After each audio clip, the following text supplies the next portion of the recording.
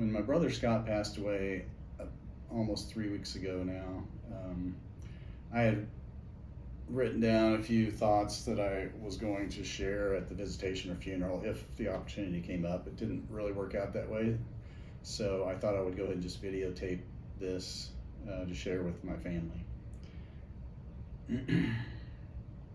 So if I had to sum up my brother Scott in one phrase, I would say, what you see is what you get. So he was always a very straightforward and down-to-earth person. He would never look down on anyone or treat anyone bad. He was habitually honest, not a good liar. To put it another way, he was not the type of person to pretend to be someone he is not, or to put on airs. It wasn't really in his nature. Most of all, he was loving. He loved his family and friends, especially his children and grandchildren, whether they were biological or adopted or stepkids. I believe you all know that he loved you very dearly as his own, regardless of how you came into his life. But naturally, I have a lifetime of memories of my brother Scott, but the ones that stick with me most are from growing up together in our little house in Hutch. It was a 2-bedroom bungalow at 707 East 5th where we grew up, and I spent pretty much my entire childhood. So Scott was the second of us 5 kids. Colleen is the oldest, then Scott, then me, and Carrie, and then Tracy. We're roughly 3 years apart. Carrie and Tracy are a little closer in age. Our dad, Gerald, was a carpenter, and he passed away in 2008. Mom, Phyllis, stayed home in our early days, but went on to work at Southwestern Bell later on. So Mom is about to turn 89 later this year. So in the early days, Scott and I shared a bunk bed in the kids' bedroom, and once I fell out of the upper bunk onto the floor in the middle of the night, and I remember I just crawled into bed with Scott, who was in the lower bunk, and I remember him grumbling, but he didn't kick me out. So he was like that. He was always a good big brother. Well, almost always. We had a pretty typical brother relationship. He picked on me some. We had our scuffles and disagreements, lots of wrestling matches, but he was pretty good to me as big brothers go. And we had a ton of fun growing up on 5th Street, running around the neighborhood with each other and the neighborhood kids. So we had the Hornbecks across the street, we had the Graysons down the street, so quite a few kids in our neighborhood. But once we watched an Alfred Hitchcock movie, The Birds, scary movie, when I was, I guess, 7 or 8, I don't know, guessing. And later when we were outside, I was afraid some birds were going to come down and make a nest in my hair. Like when they attacked a girl in the movie. Now, Scott knew how to calm me down, so he told me that I needed to quit being stupid. It wasn't going to happen. And so his tough love made me feel better. He was like that. Another time we got into an argument over something. He hit me with a stick. It was like a 1x4 or something that he happened to have in his hand. It snapped in two right over my hip. Didn't really hurt much at all, but naturally I worked up some righteous tears, and I immediately reported to Mom inside. So he got raked over the coals pretty good for that, and I got my justice. So Scott getting into trouble while I was the innocent angel was kind of a repeating theme. So when Scott did something bad or impulsive, he didn't really hide it too well, so he always kind of got in more trouble than me. I was a lot sneakier. So once when we were riding our bikes around the neighborhood and we rode past a Pepsi truck down at the end of our block at the Dillons. It's just down our alley at the end of the block, and the side was open with the pop bottles lined up there.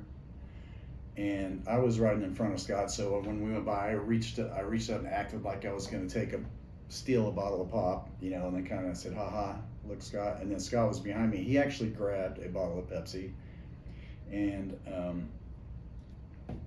then there just happened to be this guy riding by on his bike like an adult, riding home from work or something, who saw us and decided, I guess, to teach us a lesson. So he started chasing Scott on his bike. So I didn't see much point in hanging around at that point.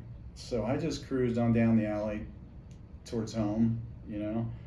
And when I got home, Dad actually happened to be in the driveway behind our house next to the alley getting tools out of his truck or something. And right after I pulled up there, you know, next to Dad, Scott comes flying by on his bike, just Pepsi in hand, pedaling furiously. The man just cruising along behind him. And Dad says, "What the hell is going on here?" And I think I tried to play dumb at first, like, no idea, Dad. I don't know why that man's chasing Scott. That's so weird. But long story short, he was caught and made to return the pop to Dillon's. Dad had to go down to Dillon's and bail him out of Dillon's jail and talk to security or something. But I think Dad was more amused at the ridiculousness of the situation than he was mad. So we had lots of fun adventures like that when we were kids. So as we got older, we were always mowing lawns, helping Dad do work, painting around the house, fixing the house, fixing the apartment building Dad had, helping build the garage on 5th Street. So when we were building that garage, one time Scott and I had the job of smoothing sand out, the sand bed for the concrete floor where it was to be poured the next morning. So it's hard work. You're down on your hands and knees dragging sand with a 2x4 to make the top surface flat. And we just got it all finished and got it all smooth. And Dad's boss, Lincoln Goss Construction, where Dad worked, stopped by to see Dad. So he pulled up behind us in his El Camino. He got out, said, "Hey boys, how's it going?" or something like that, and then proceeded to intentionally walk right over the sand, the smooth sand bed that we had just made, you know, smoothed out. He messed it up with his footprints just to be a jerk, which he kind of was anyway. But Scott was so mad, but we couldn't do anything because it was Dad's boss, you know. So when we got old enough to drive, Scott's first hot rod was a bright yellow, maybe 68 Chevelle, which fit his personality perfectly. He became known around Main Street as the guy with that bright yellow car, and he loved it. That was another fun time in our lives. So he had 2 other Chevelles that were broken down about half the time, but were they ever cool? So later on, Scott went to work for Union Pacific in 1981. I was in college for mechanical engineering, and later when Scott became a train engineer, you know, I was an aerospace engineer at Boeing, so we thought that was pretty cool that we were both engineers, just different kinds. Then after Scott got married, and we each had lives of our own and families, I didn't see as much of him, you know, that's the way the life goes. So after that, life centered around his family. You know, he met Becky, Nan and Brandy and Catherine. You know, so he loved his kids and eventually grandkids. So his life centered around that. I don't have to tell you that he loved you guys, and mostly what he talked about whenever I spent time with him is his kids and grandkids. And like I said, that includes all of y'all. So he loved being in kids with Hutchinson and in Harrington. He loved being married to Carol and his life in Harrington, which made me very happy to see him happy.